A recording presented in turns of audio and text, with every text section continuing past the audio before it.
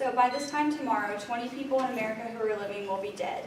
Not because they were in a car wreck, not because they were gunned down, not even because they weren't in a hospital, but simply because they weren't giving a life-saving transplant that they needed in time.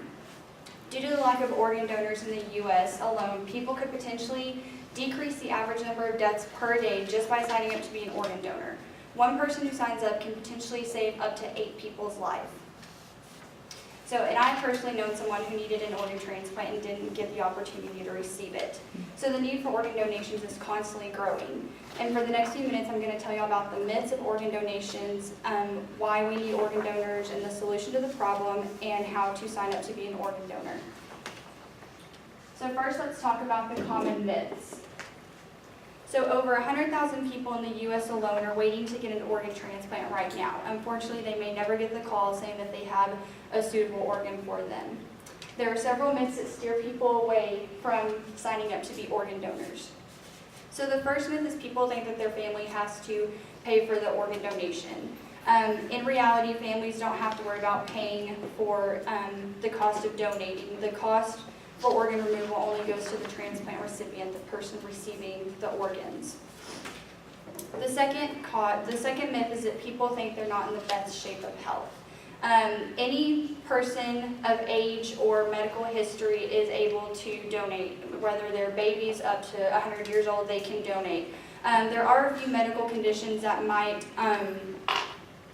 could reduce that, such as if the person had like the HIV virus, active cancer, or systematic infection like diabetes, but that doesn't necessarily mean that they can't donate. They can definitely donate the organs and tissues that aren't affected by their health. The medical professionals are the only people who can determine what organs and tissues are suitable or not. And the third myth is people think that they can't have an open casket funeral.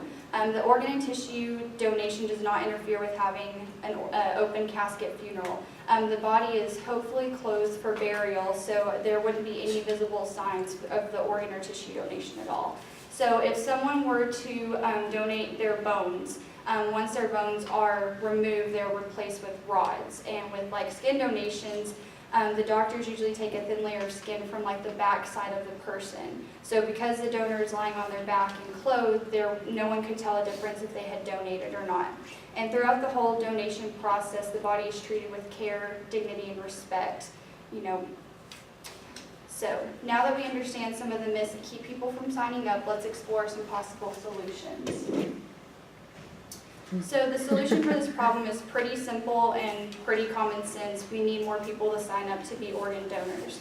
Many people don't understand how many lives they can save by becoming an organ donor. A doctor from Nebraska, Dr. Wendell Watson, states that in the U.S. alone, every 12 minutes somebody is added to the transplant list. So by the end of this class today, there's going to be 5 new people added to the transplant list.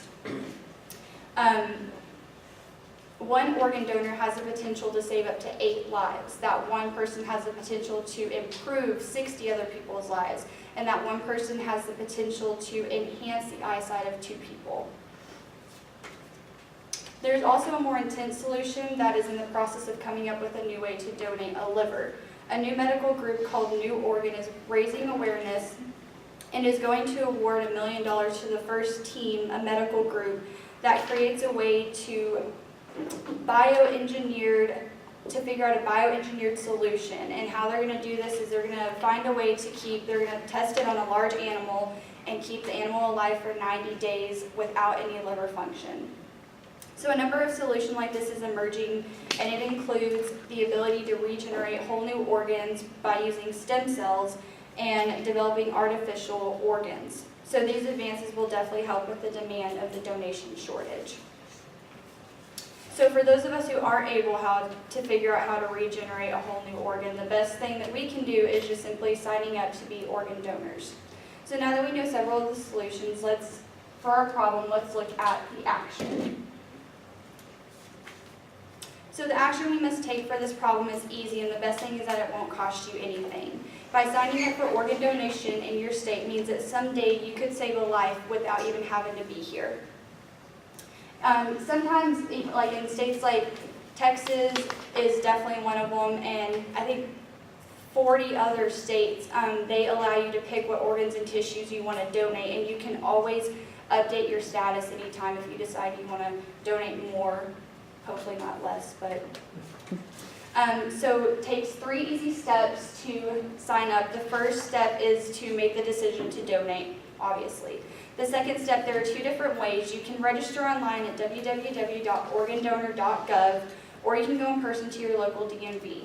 Now, any sane person wouldn't want to go into the DMV because we know that that place is horrible. So it's really easy just to register online. All you need is some identification information like your birthday, your social security number, and your driver's license. Once you fill that in online, you click register, and there you go. You're an organ donor. The third step is you want to make sure that you tell your family and friends about your decision so that they can support you, and hopefully you can inspire them to sign up to be organ donors as well. So once again, taking the action to solve this problem can be done in 3 easy steps. And as you can see on this graph, the waiting list, this was back in 2013, but there was 121,000 people who were on the transplant waiting list, and only 14,000 people signed up to donate.